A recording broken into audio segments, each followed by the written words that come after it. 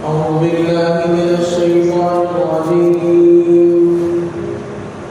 بسم الله الرحمن الرحيم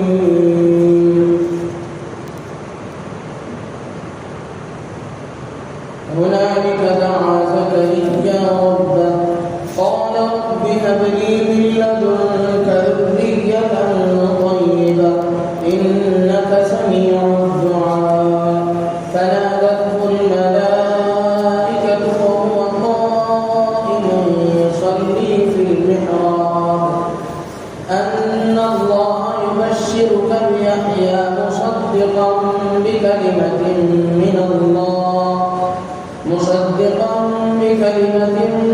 الله وسيدا وحصورا ونبيا من الصالحين قال رب أنى يكون لي غلام وقد بلغني الكبر وامرأتي عاقر قال كذلك الله يفعل ما يشاء قال رب اجعل لي آية قال آيتك ألا تكلم الناس 3 أيام إلا رمزا واذكر ربك كثيرا وسبح بالعشي والإبكار صدق الله العظيم.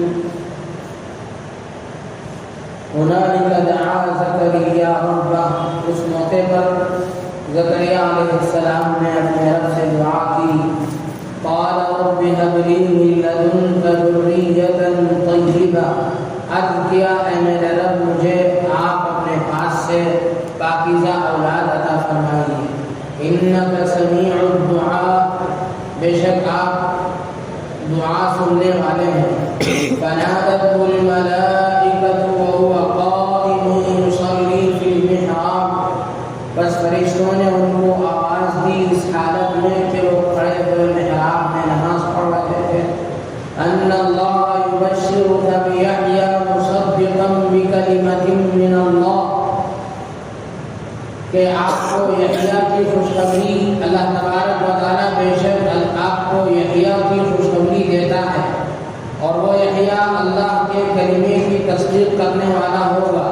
وسیدا وحصورا ونبیا من الصالحین. اور سردار ہوگا, عورتوں سے دور رہنے والا ہوگا اور نبی ہوگا صالحین میں سے. قال رب أنى يكون لي غلام وقد بلغني الكبر وامرأتي عاقر. وہ کہنے لگے اے میرے رب کہاں سے ہوگا میرے لیے لڑکا, حالانکہ مجھے بڑھاپا پہنچ چکا ہے اور میری بیوی بانجھ ہے. قال كذلك الله يفعل ما يشاء. اللہ نے فرمایا کہ اسی طرح کرتا ہے اللہ جو چاہے. قال رب اجعل لي آية. وہ کہنے لگے کہ اے میرے رب میرے لیے کوئی نشانی مقرر فرما دیجیے. قال آیتک الا تکلم الناس 3 ایام الا رمزا. اے میرے رب میرے لیے کوئی نشانی مقرر کی دیجیے. تو اللہ نے فرمایا تیری نشانی یہ ہے کہ تو 3 دن تک لوگوں سے بات نہ کرے گا مگر صرف اشارے سے. واذکر ربک کثیرا وسبح بالعشی والابکار. اور یاد کر اپنے رب کو کثرت کے ساتھ اور اللہ کی پاکی بیان کر شام اور صبح. بزرگان محترم اور عزیز ساتھیوں, یہ سورہ آل عمران کی تقریباً 4 آیتیں ہیں. آیت نمبر 38, 39, 40, 41. یہ 4 آیتیں ہو گئی.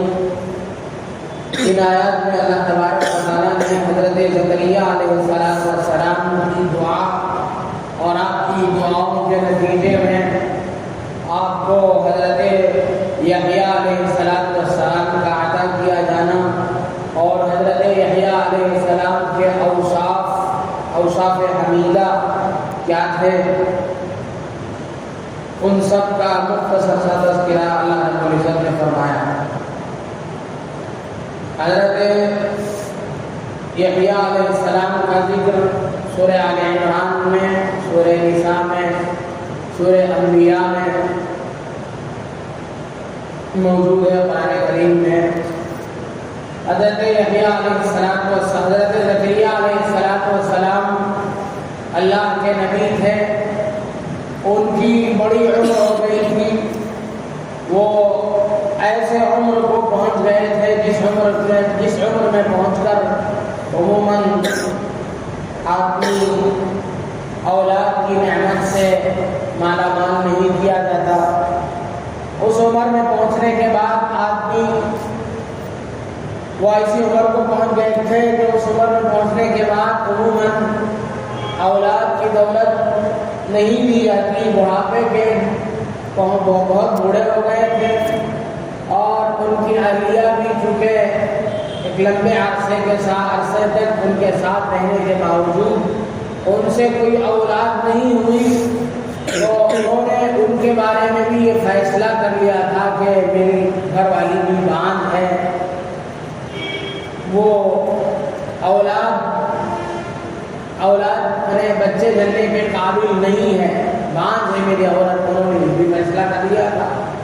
لیکن جیسا کہ گزشتہ آیات میں بتلایا گیا کہ حضرت زکریا علیہ السلام نے حضرت مریم علیہ السلام کی کفالت کی تھی اور حضرت مریم علیہ السلام کی خدمت کرتے ہوئے, ان کی نگرانی کرتے ہوئے گاہے گاہے جب تشریف لے جاتے تھے بیت المقدس کو اور وہاں محیر العقول مناظر دیکھتے تھے, ایسی باتیں دیکھتے تھے جو عقل کو حیران کر دینے والی ہے. وہ کیا بات تھی کہ حضرت مریم علیہ السلام کے پاس بے موسم پھل موجود ہوتے تھے. بے موسم پھل حضرت مریم علیہ السلام کے پاس دیکھ کر کے انہوں نے تعجب کا اظہار بھی کیا تھا. اس وقت انا لکی ھذا, یہ تیرے پاس کہاں سے آ گیا؟ انہوں نے کہا قالت هو من عند اللہ. انہوں نے کہا من عند اللہ, یہ اللہ کی طرف سے ہے. تو كلما دخل عليها زكريا المحراب وجد عندها رزقا. جب بھی اللہ کے نبی حضرت زکریا علیہ السلام حضرت مریم علیہ السلام کے پاس جاتے تھے, وہاں کھانے پینے کی چیزیں پاتے تھے. وہی ایک تعجب کی بات تھی. دوسری تعجب کی بات یہ تھی کہ بے موسم پھل دیکھتے تھے.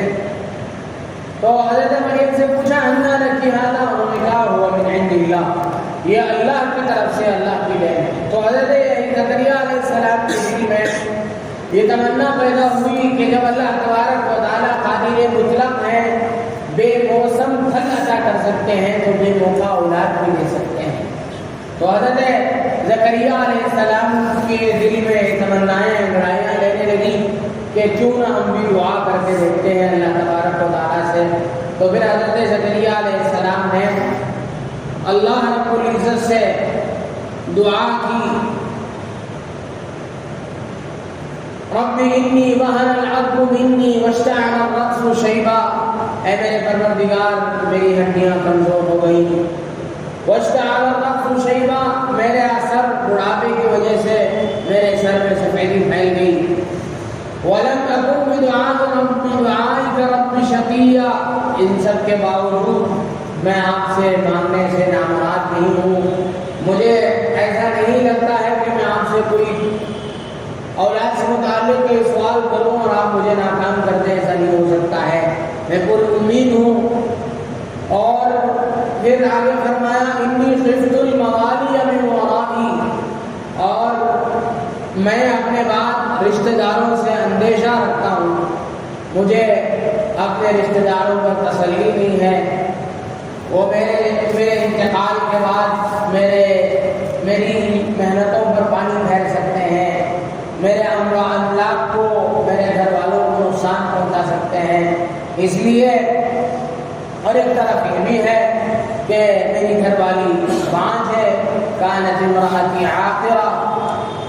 سب ظاہری اسباب, سب کے تمام ظاہری اسباب سے میں بالکل بے دست ہوں. مجھے کوئی ظاہری اسباب مہیا نہیں ہے. ان سب کے باوجود میں آپ سے دعا کرتا ہوں, حب لی من لدنک ولیا, آپ مجھ کو خاص اپنے پاس سے ایک ایسا وارث دے دیجیے تو جو کیا ہو یرثنی ویرث من آل یعقوب واجعلہ رب رضیہ، ایک ایسا وارث دیجیے کہ وہ میرا وارث بنے اور حضرت یعقوب علیہ السلام جو میرے آبا و اجداد میں سے ہیں، حضرت یعقوب علیہ السلام کے خاندان کا وارث بنے، چونکہ ان کا شمار بھی انبیاء بنی اسرائیل میں سے تھا، تو انہوں نے کہا وہ میرا وارث بھی بنے اور یعقوب علیہ السلام کا وارث بنے، اور اس کو اے میرے رب میرے لیے پسندیدہ بنا دیجیے۔ عام طور سے بڑھاپے میں بڑی عمر میں جو اولاد ہوتی ہے وہ لاڑ و پیار اور محبت کی وجہ سے اور باپ کی کمزوری کو باپ چونکہ بڑی عمر میں پہنچ کر کے انسان کمزور پڑ جاتا ہے، ڈانٹ ڈپٹ سے بھی باز آ جاتا ہے، تو ایسے موقع پر پیدا ہونے والی بوڑھے باپ کی جو اولاد ہوتی ہے وہ شریر کی ہوتی ہے، نافرمان کی ہوتی ہے، اور نگرانی صحیح نہ ہونے کی وجہ سے وہ غلط سلط بھی ہو جاتی ہے، تو اللہ کے نبی حضرت زکریا علیہ السلام نے دعا میں اس چیز کو بھی شامل فرما لیا، وَاجْعَلْهُ رَبِّ رَضِيًّا، اے اللہ میری اولاد بھی ہو اور میری پسندیدہ ہو، اور مجھے اولاد کی تمنا صرف اس وجہ سے نہیں ہے کہ وہ میرے مال و اولاد کی وارث بنے، بلکہ ہمارے آبا و اجداد کا جو ورثہ ہے، ان العلماء ورثۃ الانبیاء وان الانبیاء لم یورثوا درہما ولا درہما، انبیاء کرام علیہ السلام دینار اور درہم کے وارث نہیں ہوتے، انما ورثوا العلم، ان کی وراثت علم ہے، لوگوں کی اصلاح کی کوشش ہے، میرا وارث بھی وہ میرا بھی وارث بنے، اور حضرت یعقوب علیہ السلام جو نبی تھے ان کا بھی وارث بنے، یعنی ان کے علوم و معارف کا بھی وہ وارث بنے، اور دین کی خدمت کا، دین کا خادم بنے، دین کا خدمت گزار بنے، ایسا وارث مجھے عطا فرمائیے۔ یہ حضرت زکریا علیہ السلام کی دعا تھی، تو اللہ تبارک و تعالیٰ نے اس دعا کو یہاں بھی نقل فرمایا، رب هب لي من لدنك ذرية طیبہ، اے میرے رب مجھے اپنے پاس سے پاکیزہ اولاد عطا فرمائیے۔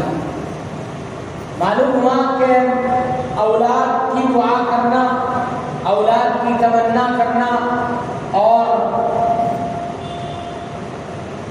گھر اور بیوی بچے ان کا اختیار کرنا، یہ انبیاء سابقین علیہم السلام کی سنت ہے۔ اللہ کے نبی صلی اللہ علیہ وسلم نے بھی اس چیز کو پسند فرمایا، اللہ کے نبی صلی اللہ علیہ وسلم نے حدیث پاک میں فرمایا النکاح من سنت، نکاح میری سنت ہے، اور ایک جگہ فرمایا فمن رغب عن سنتی فلیس منی، جو میری سنت سے اعراض کرے گا وہ مجھ سے نہیں ہوگا۔ اور اسی طرح آپ نے ارشاد فرمایا تزوجوا الودود الولود، نکاح ایسی عورتوں سے کرو جو محبت کرنے والی ہو اور زیادہ ان سے اولاد کی توقع ہو، زیادہ ان سے اولاد کی امید ہو۔ کیسے معلوم ہوگا؟ ابھی شادی ہو رہی ہے، کیسے معلوم ہو جائے گا کہ ان سے زیادہ اولاد ہو سکتی ہے؟ ایسے خاندان سے بچیاں اختیار کرو جن میں اولاد کی کثرت ان خاندانوں میں رہی۔ آج ہم لوگ طلاق ایسے کرتے ہیں کہ صرف ایک بھائی ایک بہن رہنا چاہیے، ایسے گھر سے بچی لیں گے تاکہ وہ جو مال اولاد بڑوں کی طرف سے ملتی ہے وہ زیادہ تقسیم ہو کر کے ہمارے یہاں پہ کم نہ آ جائے۔ ہم لوگ حالانکہ پریشان کن بات بھی ہے کہ ہمیشہ آپ کی گھر والی کو سسرال کی ڈیوٹی میں، میکے کی ڈیوٹی میں بیٹھنا پڑے گا، ایک طرف پریشانی بھی ہے، 2-4 بچیاں ہوتی کوئی پریشانی ہو جائے گی سسرال میں، ایک بچی ڈیوٹی باری کوئی نہ کوئی جائے گی، آپ کی گھر والی اکلوتی رہے گی اپنے گھر کی، تو وہ آپ کے لیے پریشانی کا باعث ہے۔ وہ بات کی چیزیں ہیں، مال اولاد ملتا ہے کہ نہیں ملتا ہے، وہ بڑوں کے لیے ہی کام آ کر کے ختم ہو جاتا ہے، ان سب چیزوں سے ایک اسلام یہ نہیں چاہتا ہے کہ ہماری نظریں اس پر جائیں۔ تو آپ علیہ السلام نے یہ فرمایا کہ زیادہ اولاد والے عورت کو اختیار کر دو، اولاد کا مانگنا، اولاد کو اختیار کرنا، اس کے سلسلے میں دعائیں کرنا، یہ حضرات انبیاء کرام علیہ السلام کی سنت رہی ہے۔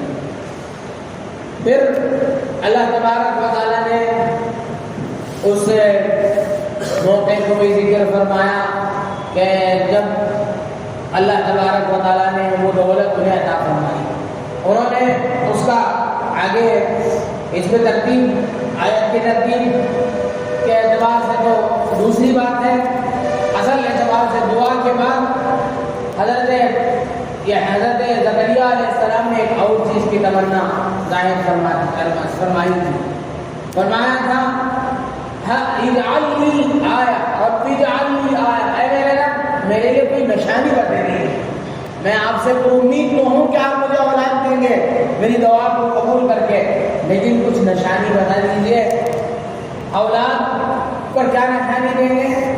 تو اللہ کو مفسرین کہتے ہیں کہ اولاد کی پیدائش کے بعد تو خوشی ہوتی ہی ہے، حمل کے آثار ظاہر ہونے کے بعد تو خوشی ہوتی ہی ہے، لیکن جو ہی استقرار ہو جائے اسی وقت تو پرانا زمانہ تھا، اب تو ایسے حالات موجود ہو گئے، ایسے حالات دریافت ہو گئے، ایسے حالات ایجاد کر دیے گئے لوگوں کی طرف سے، میڈیکل سائنس نے ایسے حالات ایجاد کر لیے جن کے ذریعے سے اول روز ہی سے اس کا علم ہو جاتا ہے۔ اس زمانے میں اللہ کے نبی صلی اللہ علیہ وسلم نے، اللہ کے نبی حضرت زکریا علیہ السلام نے اللہ سے درخواست کی تھی کہ مجھے کوئی نشانی بتا دیجیے تاکہ میں روز اول سے خوش ہو جاؤں اور آپ کا شکریہ ادا کرنے والے اللہ کسی نعمت کے ملنے پر خوشی ہو، اور اس پر خوشی ہونا یہ خود ایک اللہ کی نعمت کا شکرانہ ہے، اور جب اس نعمت کا شکریہ ہم ادا کریں اس نعمت کے ملنے پر،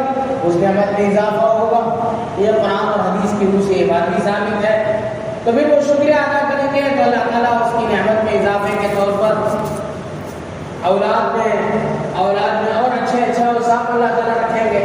تو حضرت زکریا علیہ السلام نے دعا فرمائی کہ میرے لیے کوئی نشانی بھی بتا دیجیے، تو اللہ تبارک و تعالیٰ نے ایک نشانی یہ بتائی، آیت کا اللہ تکلم الناس ثلاثۃ ایام الا واذکر ربک کثیرا وسبح بالعشی والابکار۔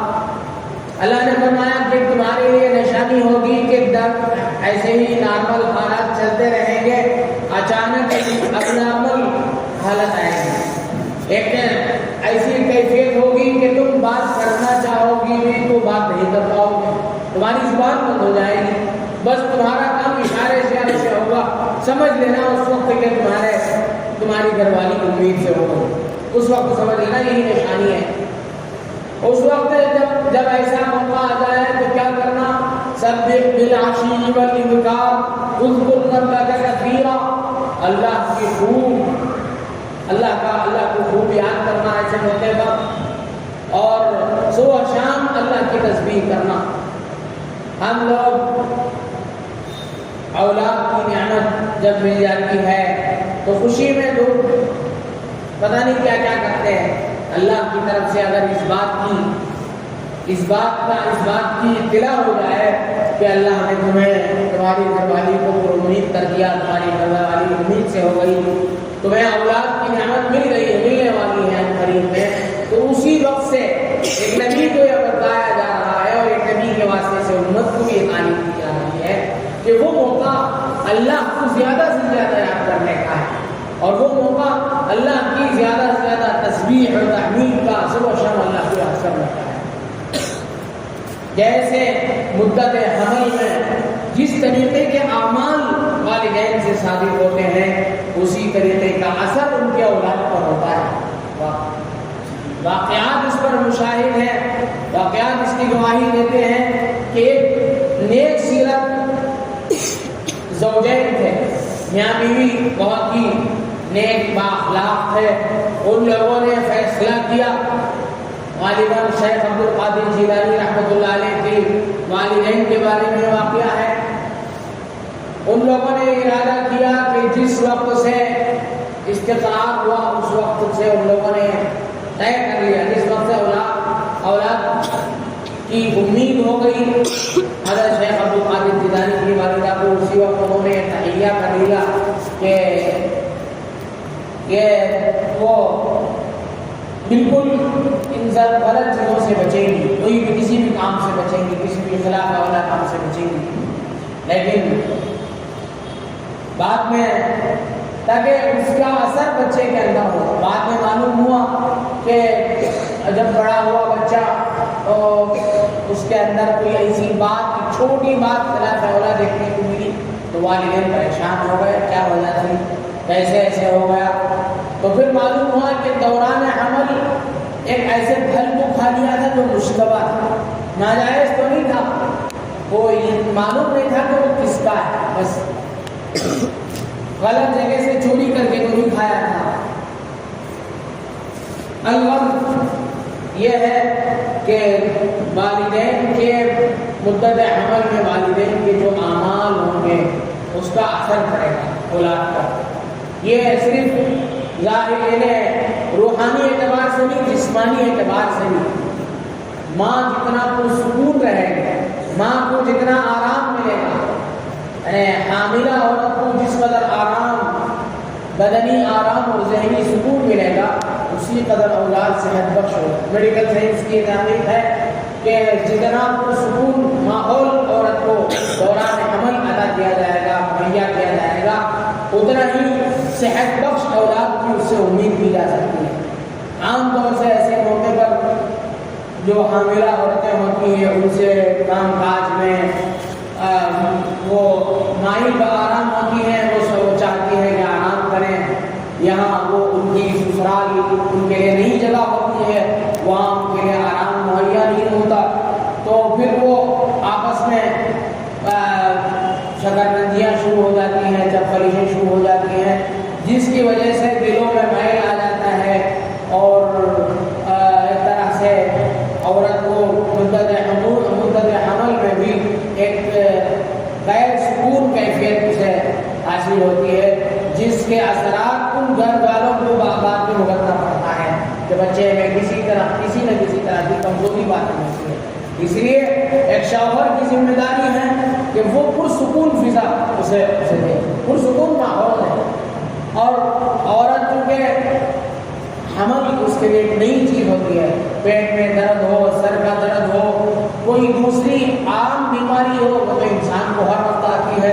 حمل کا جو استقرار ہے ایک لڑکی کے لیے ایک نئی چیز ہے جو پہلا حمل ہے، تو ایسے موقع پر بہتر یہ ہے کہ اسے جتنا ہو سکے، کیونکہ عورت اس کے لیے ایک بچی اس کے لیے بہترین، اس کے لیے آرام کی جگہ اس کی ماں کا گھر ہے، اس لیے وہاں جا کر کے ہم آرام کے لیے چھوڑ سکتے ہیں، لیکن اس کا مطلب یہ نہیں ہے کہ جیسے ہی حمل ہو گیا اس وقت سے لے کر کے وضع حمل تک، بچے کی ولادت تک اور اس کے بعد کے 40 دن تک چلہ تک کا پورا خرچہ سسرال والوں کے سر ہوگا، یہ بالکل بے محبت ہوگا، انسانیت کے خلاف عمل ہے۔ آپ جا کر کے سکون کے لیے وہاں چھوڑ تو سکتے ہیں اپنے بڑوں کی اجازت اور ان کی رضامندی کے ساتھ، لیکن اخراجات آپ کو برداشت کرنے ہوں گے، اس لیے کہ اس کے بعد میں اسے آپ کے ہاتھ میں دے دیا، اس کے بعد سے جس وقت سے آپ نے اسے اپنی نکاح میں قبول کر لیا، میں نے قبول کیا بول کر کے، بس اس کی ساری ذمہ داری پہ آپ، اس کی ساری چیزوں کے آپ ذمہ دار ہیں، اس کا باپ ذمہ دار نہیں ہے، چاہے اس کی ٹیسٹنگ کا مسئلہ ہو یا اس کی زچگی کے اخراجات ہوں یا اس کے بعد بچے کے جتنے اخراجات ہیں، بڑے ہی ہمت کے ساتھ ایک نوجوان کی، ایک مرد کی سب سے بڑی بہادری یہ ہے کہ وہ اپنے گھر والوں کو سمجھا بجھا کر کے تمام اخراجات کو اپنے جیب میں خاص سے پورا کرے، اپنے سسرال والوں سے ہرگز کسی بھی چیز کو پورا نہ کرے، یہ اس کی مرد ہونے کی بڑی علامت ہے، یہ اس کی بہادری کی اصل علامت ہے۔ ہم لوگ ایسے موقع پر ایسا ان چیزوں پر عمل کرتے ہیں جیسے کوئی شرعی طور پر طے شدہ بات ہے، شریعت کے قانون پر بھی اتنا عمل نہیں کرتے ہیں، گھر کی بڑی بڑھیا بھی یہ کہتے ہیں کہ قانون ویسا کا، اب ہم لوگ بھی اسی کو کر جاتے ہیں کہ قانون ویسا ہی ہے، یعنی بچی کے باپ کو ہی، باپ کا ہی وہ اب اسے ہی ستایا جائے، یہ غلط چیزیں ہیں۔ تو یہ اللہ تبارک و تعالیٰ نے گویا کہ بات ارشاد فرمائی کہ جیسے ہی آپ کو خوشخبری مل جائے تو کیا کرنا، اللہ کو زیادہ یاد کرنا، صبح شام اللہ کی تسبیح بیان کرنا۔ اس کے بعد ہم اللہ تبارک و تعالیٰ نے جب دعا قبول فرما لی اور اس کے ان کی حضرت یحییٰ علیہ السلام کی کہ حضرت یحییٰ علیہ السلام حضرت زکریا علیہ السلام کو دیے جانے کی جب بات ہو گئی تو اللہ تبارک و تعالیٰ نے فرشتوں کو بھیجا. فرشتوں نے آواز دی نادت الملائکہ وهو قائم يصلي في المحراب. حضرت زکریا علیہ السلام اللہ کے عبادت گزار بندے تھے، نبی تھے، وہ محراب میں کھڑے ہو کر نماز پڑھ رہے تھے. ایسے موقع پر فرشتے نے آواز دی اور خوشخبری سنائی. یبشر اللہ تبارک و تعالیٰ آپ کو یحییٰ کی بشارت سناتے ہیں، مصدقا بکلمۃ من اللہ، جو اللہ کے کلمے کی تصدیق کریں گے. اللہ کے کلمے سے مراد حضرت عیسیٰ علیہ السلام، حضرت یحییٰ علیہ السلام حضرت عیسیٰ علیہ السلام سے 3 یا 6 ماہ پہلے پیدا ہوئے. بعض کتابوں میں 6 ماہ لکھا ہے، بعض کتابوں میں 3 ماہ لکھا ہے، لیکن اس 6 ماہ پہلے پیدا ہو کر بھی اللہ تبارک و تعالیٰ نے ان کو وآتیناہ الحکم صبیا، اللہ نے بچپن میں ہی حضرت یحییٰ علیہ السلام کو حکمت اور دانائی عطا کی. مصدقا بکلمۃ من اللہ، اللہ کے کلمے کی تصدیق کرنے والا. وسیدا، اپنے قوم کا سردار. سید کے بہت سارے معنی بیان کیے گئے، اپنے قوم کا سردار. وحصورا، اور جائز خواہشات میں بھی پرہیز کرنے والا، کھانے پینے کی اور نفسانی خواہشات، جائز نفسانی خواہشات کی پوری کرنے سے بھی اپنے آپ کو بچانے والا. وَنَبِيًّا مِّنَ الصَّالِحِينَ، اور نیک لوگوں میں سے نبی ہوگا. نبی انبیاء کی ایک صفت صالح ہونے کے لیے، صالح ہونا انبیاء کی ایک خاص صفت ہے. انبیاء کرام علیہ الصلوۃ والسلام معصوم ہوتے ہیں، گناہوں سے بچائے جاتے ہیں. اب حضرت زکریا علیہ السلام نے دعا فرما دی اور ایک منظر حضرت مریم علیہ السلام کے ساتھ جو حجر العقول مناظر پیش آیا اس کا بھی مشاہدہ کیا. نبی تھے اللہ کی قدرت سے ان کو کسی چیز کی کوئی، ان کے یقین میں کسی چیز کی کمی بھی نہیں تھی، لیکن اظہار تعجب کے لیے جب یہ خوشخبری دی گئی تو بظاہر جو اسباب ہیں ان اسباب کو رکھ کر کے انہوں نے حیرت کا اظہار فرمایا. انا یکون لی غلام، مجھے کیسے لڑکا ہو سکتا ہے؟ وقد بلغنی الکبر، جبکہ میں بوڑھا ہو گیا ہوں. وامرأتی عاقر، اور میری گردن ماں ہے. اللہ نے فرمایا یہ اللہ کے قبض قدرت میں ہے. یہب لمن یشاء اناثا ویہب لمن یشاء الذکور ویجعل من یشاء عقیما. اللہ تعالیٰ جسے چاہے لڑکے عطا فرماتے ہیں، جسے چاہے لڑکی عطا فرماتے ہیں، جسے چاہے کام چھوڑ دیتے ہیں. یہ اللہ کی مرضی ہے. اللہ نے فرمایا کذالک یفعل اللہ ما یشاء، اللہ تعالیٰ ایسے ہی کرتے ہیں. اب اللہ تبارک و تعالیٰ نے انہوں نے درخواست کی تو اللہ تبارک و تعالیٰ نے اس کی نشانیاں بتائیں. بہت مفسرین لکھتے ہیں کہ حضرت یحییٰ علیہ السلام کی پیدائش جو ہوئی تھی وہ 3 ماہ، حضرت یحییٰ علیہ السلام حضرت عیسیٰ علیہ السلام سے 3 ماہ یا 6 ماہ پہلے ان کی پیدائش ہوئی تھی. اور حضرت یحییٰ علیہ السلام نے بچپن میں ہی اللہ کے نبی حضرت عیسیٰ علیہ السلام کی دنیا میں آنے کی بشارت سنائی حضرت یحییٰ علیہ السلام. اسی طرح اللہ نے ان کو ایسا برگزیدہ نبی بنایا تھا کہ انہوں نے دعا فرمائی. انہوں نے جب ان کو لڑکپن میں جب وہ ان کے ساتھی وغیرہ ان کو کھیلنے کے لیے بلاتے تھے تو حضرت یحییٰ حکمت و دانائی کی باتیں کرتے تھے. وہ کہتے کہ میں کھیلنے کے لیے تو پیدا نہیں کیے گئے، ہم کھیلنے کودنے کے لیے تو پیدا نہیں کیے گئے، اس طرح کی باتیں کرتے تھے. تو اللہ تبارک و تعالیٰ کی عجیب و غریب نشانیاں ان میں تھیں. اللہ تبارک و تعالیٰ نے ان کے عجیب نشانیاں ان کے بارے میں بیان فرمائی. اسی طرح حضرت یحییٰ علیہ السلام کے بارے میں ہے کہ انہوں نے ان کی ولادت حضرت عیسیٰ علیہ السلام سے 3 یا 6 ماہ پہلے ہوئی اور اس کے بعد وہ نبی بنائے گئے. نبی بھی بہت کم عمر میں بنا دیے گئے. 30 سال کی عمر میں، نبوت عموماً 40 سال کی عمر میں دی جاتی ہے. اللہ کے نبی حضرت یحییٰ کو 30 سال کی عمر میں نبوت عطا کی گئی اور اس کے بعد انہوں نے اللہ کے بندوں کو اللہ کی طرف جوڑنے کا کام کیا. محدث مفسرین اور مؤرخین کا اس میں اختلاف ہے کہ حضرت زکریا علیہ السلام کی وفات فطری طور پر ہوئی یا ان کو شہید کر دیا گیا، اس میں تو اختلاف ہے، لیکن سب کا اتفاق اس پر ہے کہ حضرت یحییٰ علیہ السلام کو دشمنوں نے قتل کر کے شہید کر دیا۔ وہ اپنی فطری موت پر ان کا انتقال نہیں ہوا، بلکہ حضرت یحییٰ علیہ السلام کو شہید کر دیا گیا۔ اس وقت کا کوئی بادشاہ تھا، مختلف کتابوں میں مختلف طرح کے واقعات موجود ہیں۔ اس وقت کا کوئی بادشاہ تھا، اس نے ایک ایسی عورت سے شادی کرنا چاہا جس سے اس کی شادی نہیں ہو سکتی تھی، تو حضرت یحییٰ علیہ السلام نے وقت کے نبی ہونے کے ناطے انہیں برملا اور انہیں اعلان کر دیا تھا کہ اس کا نکاح کرنا اس عورت سے جائز نہیں ہے۔ بادشاہ بہت غصہ ہوا، اس نے حضرت یحییٰ علیہ السلام کو قتل کرنے کا فرمان جاری کیا، بالآخر حضرت یحییٰ علیہ السلام قتل کر دیے گئے اور شہید کر دیے گئے۔ تو یہ مختصر سی تفسیر ہے ان آیات کی۔ اللہ تبارک و تعالیٰ سے دعا ہے کہ اللہ تبارک و تعالیٰ جو باتیں ان آیات میں کہی گئی، حضرت یحییٰ کے بارے میں حسود، شادی سے دور رہنے کی بات کی، شادی سے دور رہنا، شادی نہ کرنا، نکاح نہ کرنا یہ کوئی نیک کام نہیں ہے، بلکہ نکاح کرنا یہ اصل نیکی ہے۔ اللہ کے نبی صلی اللہ علیہ وسلم نے اس کی ترغیب دی اور فرمایا نکاح سنت ہے، نکاح میری سنت ہے، آپ نے بتایا، اور انبیاء سابقین کی متفقہ سنت ہے۔ اکثر نبیوں نے نکاح فرمایا، سوائے دو کے اکثر نبیوں نے نکاح فرمایا، اور اللہ کے نبی صلی اللہ علیہ وسلم نے نوجوانوں سے باقاعدہ درخواست کی، یا معاشر الشباب، یا معاشر الشباب، اے نوجوانوں کی جماعت، کہ من استطاع منکم الباءۃ فلیتزوج، جو تم میں سے نکاح کی قدرت رکھتا ہے وہ ضرور نکاح کرے، تو چاہیے کہ وہ نکاح کرے۔ فإنه أغض للبصر وأحسن للفرج، اس لیے کہ اس سے آنکھ کی اور شرمگاہ کی حفاظت ہوتی ہے۔ اور آگے فرمایا ومن لم يستطع، اور جس کو طاقت نہ ہو نکاح کرنے کی، نباہ نہ ہونے کی وجہ سے یا کسی اور پریشانی کی وجہ سے جس کو طاقت نہ ہو، تو آپ نے فرمایا تو چاہیے کہ وہ روزہ رکھے، روزہ رکھ کر کے اپنے آپ پر کنٹرول کرے۔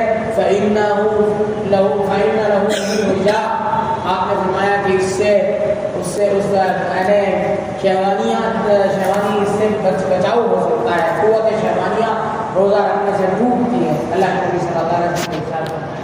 تو نکاح کرنا، حضرت یحییٰ علیہ السلام نے اگرچہ نکاح نہیں فرمایا، اس میں ان کی اچھی صفت حسود بیان کی گئی، لیکن یہ ان کے لیے خاص بات تھی، یہ کوئی اچھی بات نہیں ہے کہ آدمی نکاح سے اپنے آپ کو بچائے، یہ سنت ہے حضرات انبیاء کرام علیہ السلام کی۔ نکاح کرنا، خوشبو استعمال کرنا، مسواک کرنا اور ختنہ کرنا، یہ سب چیزیں حضرات انبیاء کرام کی سنتوں میں سے ہیں۔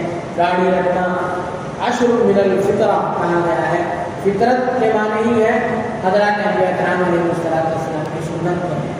اللہ تبارک و تعالیٰ سے دعا ہے کہ اللہ تبارک و تعالیٰ جو باتیں ان آیات کے ذیل میں کہی گئی، کہنے والے کو بھی سننے والوں کو عمل کی توفیق عطا فرمائے۔ آمین۔